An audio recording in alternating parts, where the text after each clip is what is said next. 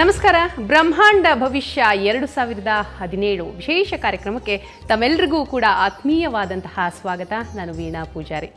ಇನ್ನೇನು ಕೆಲವೇ ಗಂಟೆಗಳು ಮಾತ್ರ ಉಳಿದಿದೆ 2016 ಕಳೆದು 2017 ಬರೋದಕ್ಕೆ. ನಾವೆಲ್ಲರೂ ಕೂಡ ಕಾತರದಿಂದ ಕಾಯ್ತಾ ಇದ್ದೀವಿ ಹೊಸ ವರ್ಷವನ್ನು ಸ್ವಾಗತ ಮಾಡೋದಕ್ಕೆ. ಅಷ್ಟೇ ಅಲ್ಲ, ಈ ವರ್ಷ ಅಂದರೆ 2017ರಲ್ಲಾದರೂ ನಮ್ಮ ಭವಿಷ್ಯ ಉಜ್ವಲ ಆಗುತ್ತಾ, ಏನಾದರೂ ಒಳ್ಳೆಯದಾಗುತ್ತಾ ಅನ್ನೋ ಒಂದು ಕುತೂಹಲ ಕಾತರ ಎಲ್ಲರಲ್ಲೂ ಇದೆ. ಪ್ರತಿಯೊಬ್ಬರೂ ಕೂಡ ಇದನ್ನು ಒಂದು ಬಾರಿ ಆದರೂ ಯೋಚನೆ ಮಾಡೇ ಇರ್ತೀವಿ.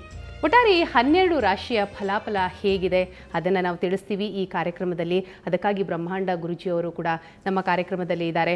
ಅಷ್ಟೇ ಅಲ್ಲ, ಇದರ ಜೊತೆಗೇ ಈ ದೇಶದಲ್ಲಿ ಏನಾಗ್ತಾ ಇದೆ, ದೇಶದ ಆರ್ಥಿಕ ವ್ಯವಸ್ಥೆ ಹೇಗಿದೆ, ನೋಟ್ ಬ್ಯಾನ್ ಎಫೆಕ್ಟ್ 2017ರಲ್ಲಿ ಎಷ್ಟರ ಮಟ್ಟಿಗಿದೆ, ಜೊತೆಗೆ ನಮ್ಮ ಪ್ರಧಾನಿ ನರೇಂದ್ರ ಮೋದಿಯವರ ಭವಿಷ್ಯ ಹೇಗಿದೆ, ಅಷ್ಟೇ ಅಲ್ಲ ದೇಶದ ರಾಜಕೀಯ ಸ್ಥಿತಿಗತಿಗಳು ಏನೇನಿವೆ, ಕೇವಲ ದೇಶ ಮಾತ್ರ ಅಲ್ಲ ನಮ್ಮ ರಾಜ್ಯದ ರಾಜಕೀಯ ಪರಿಸ್ಥಿತಿಯೂ ಹೇಗಿದೆ, ಸಿದ್ದರಾಮಯ್ಯನವರ ಒಂದು ಭವಿಷ್ಯ ಯಾವ ರೀತಿಯಾಗಿರುತ್ತೆ ಅದನ್ನೂ ಕೂಡ ನಾವಿವತ್ತು ಚರ್ಚೆ ಮಾಡ್ತಾ ಇದ್ದೀವಿ. ಅಷ್ಟೇ ಅಲ್ಲ, ರೈತರ ಬಗ್ಗೆಯೂ ಕೂಡ ನಾವು ಈ ಕಾರ್ಯಕ್ರಮದಲ್ಲಿ ಮಾತನಾಡ್ತಾ ಇದ್ದೀವಿ. ಈ ಬಾರಿ ಮಳೆ ಬೆಳೆ ಎಲ್ಲವೂ ಕೂಡ ಹೇಗಾಗುತ್ತೆ, ಚೆನ್ನಾಗಾಗುತ್ತಾ, ಈ ಬಾರಿ ಆದರೂ ಕೂಡ ರೈತರು ನೆಮ್ಮದಿಯ ನಿಟ್ಟುಸಿರು ಬಿಡಬಹುದಾ, ಇವೆಲ್ಲವನ್ನ ಕೂಡ ಅಂದರೆ ಪ್ರತಿಯೊಂದು ವಲಯದಲ್ಲೂ ಕೂಡ 2017ರಲ್ಲಿ ಏನಾಗ್ತಾ ಇದೆ ಅಂತ ನಾವು ನಿಮಗೆ ಈ ಕಾರ್ಯಕ್ರಮದಲ್ಲಿ ತಿಳಿಸ್ಕೊಡ್ತಾ ಇದ್ದೀವಿ. ಇದಕ್ಕಾಗಿ ನಮ್ಮ ಜೊತೆ ಸ್ಟುಡಿಯೋದಲ್ಲಿ ಶ್ರೀ ಸಂಪೂರ್ಣ ವರಮಹಾಲಕ್ಷ್ಮಿ ಮಹಾಸಂಸ್ಥಾನದ ಸಂಸ್ಥಾಪಕರು ಹಾಗೇನೆ ವ್ಯವಸ್ಥಾಪಕ ನಿರ್ದೇಶಕರು ಆದಂತಹ ಬ್ರಹ್ಮಾಂಡ ಗುರೂಜಿ ಶ್ರೀ ನರೇಂದ್ರ ಬಾಬು ಶರ್ಮಾ ಗುರೂಜಿಯವರಿದ್ದಾರೆ. ಮೊದಲಿಗೆ ಅವರನ್ನು ವೆಲ್ಕಮ್ ಮಾಡಿಬಿಡೋಣ. ಗುರೂಜಿ, ಕಾರ್ಯಕ್ರಮಕ್ಕೆ ಸ್ವಾಗತ. ನಮಸ್ಕಾರ. ಗುರೂಜಿ, 2017 ಬರೋದಕ್ಕೆ ನಾನು ಈಗಾಗಲೇ ಹೇಳಿದೆ, ಇನ್ನೇನು ಕೆಲವೇ ಗಂಟೆಗಳು ಮಾತ್ರ ಉಳಿದಿರುವಂಥದ್ದು.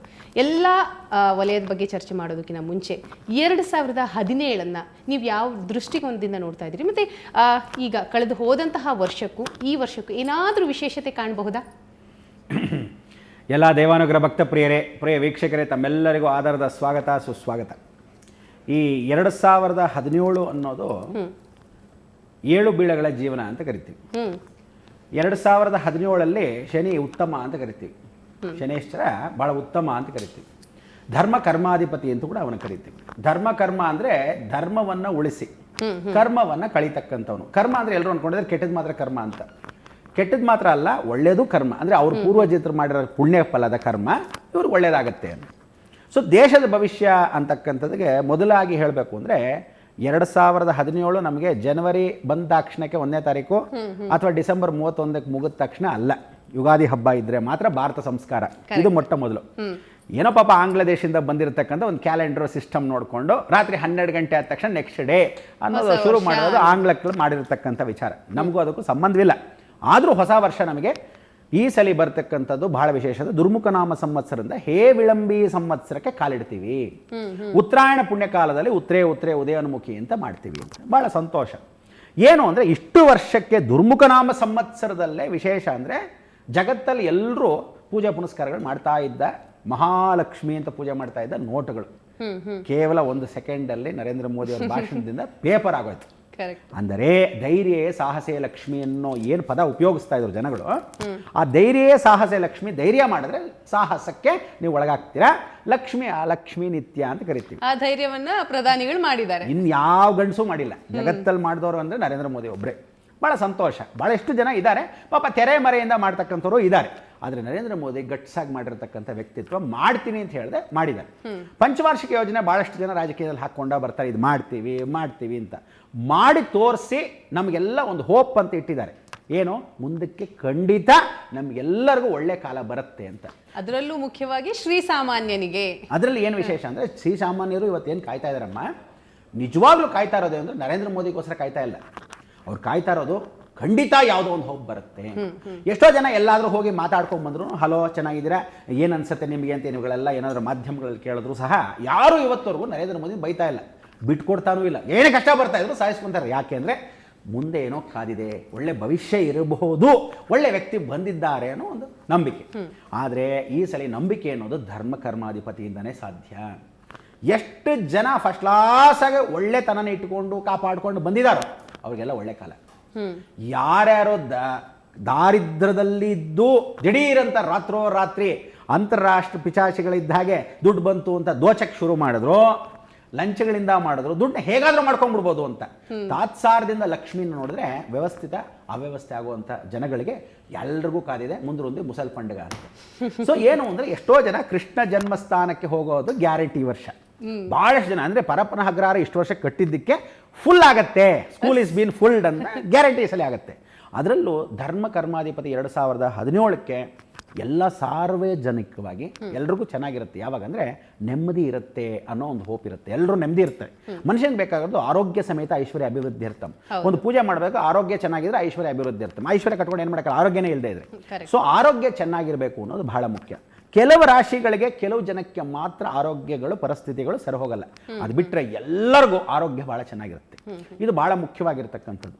ಎರಡನೇದು, ಎಷ್ಟೋ ಜನ ಹೆಂಗಸರಿಗೆ ಕಾಟಗಳು ಕಟ್ತಕ್ಕಂಥ ಅವಕಾಶಗಳು. ಅಂದರೆ ಹೆಂಗಸರಿಗೆ ಕಷ್ಟಗಳು ಮನೆಯಲ್ಲಿ, ಅಯ್ಯೋ ಇಷ್ಟು ವರ್ಷ ಆಯಿತು ಮದುವೆ ಆದಮೇಲೆ ಇವಾಗಲೂ ಕಷ್ಟನಂದರೆ ತಾವು ಮಾಡ್ಕೊಳ್ಳೋ ತಪ್ಪುಗಳಿಗೆ, ಹೆಂಗಸರು ತಾವೇ ಮಾಡ್ಕೊಂಡಿರೋಂಥ ತಪ್ಪುಗಳಿಗೆ ಕಷ್ಟಗಳು ಬರುತ್ತೆ. ಏನು ಅಂದರೆ ಅಡುಗೆ ಮನೆಗೆ ಜ್ಞಾಪಕ ಇಟ್ಕೋಬೇಕು. ಎಲ್ಲ ಹೆಂಗಸರು ಈ ಸಲ ಮಾಧ್ಯಮ ಮುಖಾಂತರ ಹೇಳೋದಂದರೆ ಎಲ್ಲ ನೀರ ಹತ್ರ ಅಂದರೆ ಸ್ನಾನ ಮಾಡ್ತಾ ಇದ್ರೆ ಎಲೆಕ್ಟ್ರಿಕ್ ಏನಾದರೂ ಹಾಕ್ಕೊಂಡಿದ್ರೆ, ಅಡುಗೆ ಮಾಡ್ತಾ ಇರೋ ಜಾಗದಲ್ಲಿ, ದೇವರ ದೀಪ ಹಚ್ಚೋ ಜಾಗದಲ್ಲಿ, ನೀರಿರೋ ಜಾಗದಲ್ಲಿ ಇದೆಲ್ಲ ಭಾಳ ಚೆನ್ನಾಗಿ ಎಲ್ಲರಿಗೂ ಹೆಂಗಸರಿಗೆ ಅಂದರೆ ಜಾಸ್ತಿ ಜನ ಅವರೇ ಇರ್ತಾರೆ. ಅಂದರೆ ಇಂಥದ್ದೇ ರಾಶಿ ಅನ್ನೋದಿಲ್ಲ, ಎಲ್ಲ ಹೆಣ್ಮಕ್ಳಿಗೂ ಇಡೀ ಜಗತ್ತಿಗೆ ಆಗ್ತಕ್ಕಂಥ ವ್ಯವಸ್ಥೆ ಈ ಸಲ ಅಂದರೆ ನೆಕ್ಸ್ಟ್ ಹೇ ವಿಳಂಬಿ ಸಂವತ್ಸರ ಅಂತಕ್ಕಂಥದ್ದು ಕರಿತೀವಿ.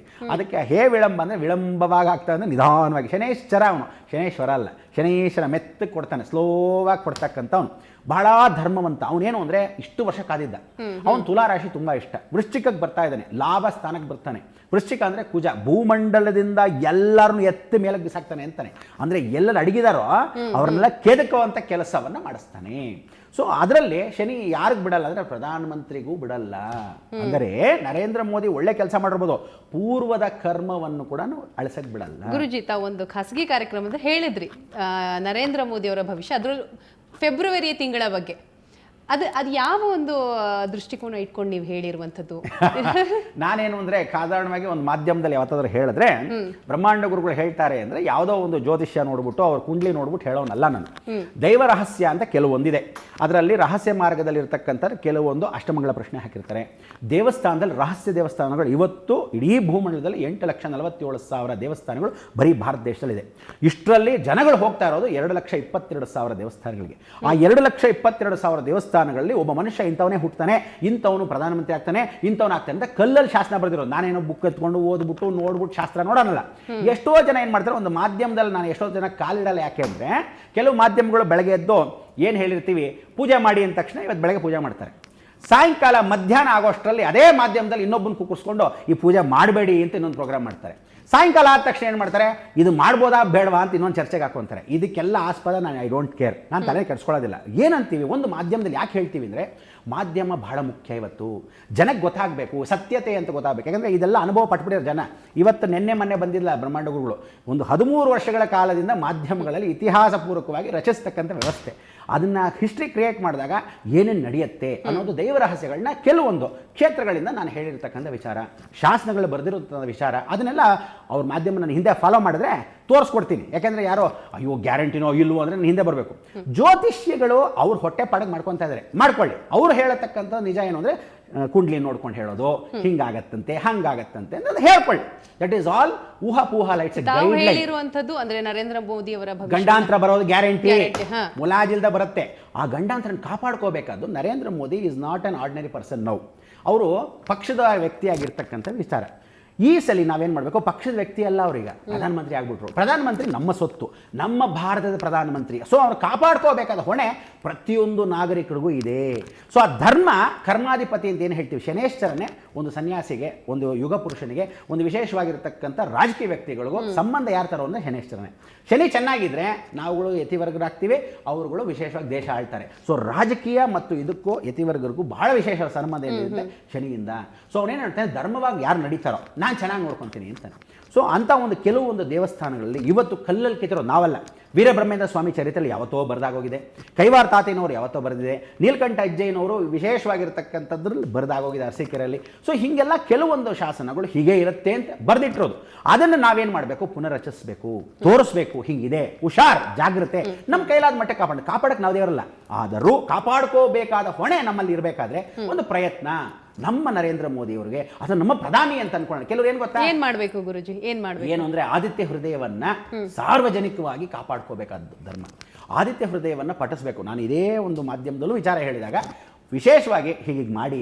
ಯಾಕೆ ಅಂದರೆ ಆದಿತ್ಯ ಹೃದಯ ಅಂದರೆ ರಾಮಚಂದ್ರ ಕಾಡಕ್ಕೆ ಹೋಗ್ಬೇಕಾದ್ರೆ ಆದಿತ್ಯ ಹೃದಯ, ಸೂರ್ಯವಂಶದಿಂದ ಬಂದಿರತಕ್ಕಂಥ ರಾಮಚಂದ್ರ ರಾವಣನ ಮುಂದೆ ನಿಂತ್ಕೋಬೇಕಾದ್ರೂ ಆದಿತ್ಯ ಹೃದಯನ ಪರಿವರ್ತನೆ ಮಾಡೋಕ್ಕೆ ವಸಿಷ್ಠ ಮುಖಾಂತರ ಆಗಿರ್ತಕ್ಕಂಥದ್ದನ್ನ ಆಂಜನೇಯ ಕೂಡ ಜ್ಞಾಪಿಸ್ತಾನೆ. ಸೂರ್ಯನಾರಾಯಣ ಸ್ಮರಣೆ ಮಾಡು, ದಿವಾಕರ ನಮಸ್ತುಭ್ಯಂ ಬಲ್ಲೂಕ ಪುಷ್ಪ ಸಂಕಾಶಂ ಹಾರ ಕುಂಡಲ ಶೋಭಿತೆ ಏಕಚಕ್ರಂಧರಂ ದೇವಂ ತಂ ಸೂರ್ಯಂ ಪ್ರಣಮಾಮ್ಯಂ. ಆ ಸೂರ್ಯನ ನಮಸ್ಕಾರ ಮಾಡ್ಕೊಂಡು ಹೊರಟ್ರೆ ಕೆಲಸ ಆಗುತ್ತೆ. ಅದಕ್ಕೆ ಎಷ್ಟೋ ಜನ ಯಾರ್ಯಾರು ಇವತ್ತು ಇಡೀ ಜಗತ್ತಲ್ಲಿ ಯಾಕೆ ಉದ್ಧಾರ ಆಗ್ತಿಲ್ಲ ಗೊತ್ತಾ, ನಿದ್ದೆ ಮಾಡ್ತಿರ್ತಾರೆ. ವೆನ್ ಸನ್ ಕಮ್ಸ್ ನಾವು ವಿ ಹ್ಯಾವ್ ಟು ವೆಲ್ಕಮ್. 5 ಗಂಟೆಗೆ ಎದ್ದುಬಿಟ್ಟು ಪರಮಾತ್ಮ ಬರ್ತಾ ಇದೆ. ಯಾಕೆಂದರೆ ದೇವ್ರು ನಮ್ಮ ದೇವರು ಹಾಳಾಗೋಯ್ತು.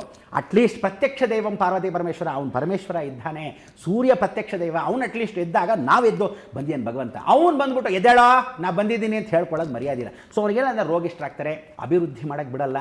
ಇವತ್ತು ನರೇಂದ್ರ ಮೋದಿ 4 ಗಂಟೆಗೆ ಎದ್ದು ವಾಕಿಂಗು ಎಲ್ಲ ಮುಗಿಸ್ಕೊಂಡು ವ್ಯವಸ್ಥೆ ಮಾಡ್ತಾರೆ. ಸೊ ಅವರಲ್ಲದೆ ನಾವುಗಳು ಕೂಡ ಹಸುಗಳು ನೋಡ್ಕೊತೀವಿ, 4 ಗಂಟೆಗೆ ಎದ್ದು ಎಲ್ಲ ಮುಗಿಸ್ಕೊಳ್ತೀವಿ, ಸ್ನಾನಪಾನ ಎಲ್ಲ ಆಮೇಲೆ ಮಾಡ್ಕೊಳ್ಳಿ. ಫಸ್ಟ್ ಕರ್ತವ್ಯಂ ದೈವಮಾನಕ, ಕೆಲಸ ಮಾಡೋ ಸಮಯಕ್ಕೆ ಸೂರ್ಯ ಬಂದಾಗ ಒಂದು ಪ್ರತ್ಯಕ್ಷವಾಗಿ ನಾವು ಮಾಡಬೇಕು ಅನ್ನೋದೇ. ನೀವು ಆವಾಗಲೇ ಹೇಳಿದಾಗ ಸುಮ್ಮನೆ ಯಾರು ಕೂಡ ಶ್ರೀಮಂತರಾಗೋದಿಲ್ಲ. ಸರಿ ಗುರುಜಿ, ಮತ್ತೆ ನಾನು ನಿಮ್ಮ ಜೊತೆ ಮಾತನಾಡ್ತೀನಿ, ಮತ್ತಷ್ಟು ವಿಚಾರವನ್ನು ತಿಳ್ಕೊಳ್ತೀನಿ.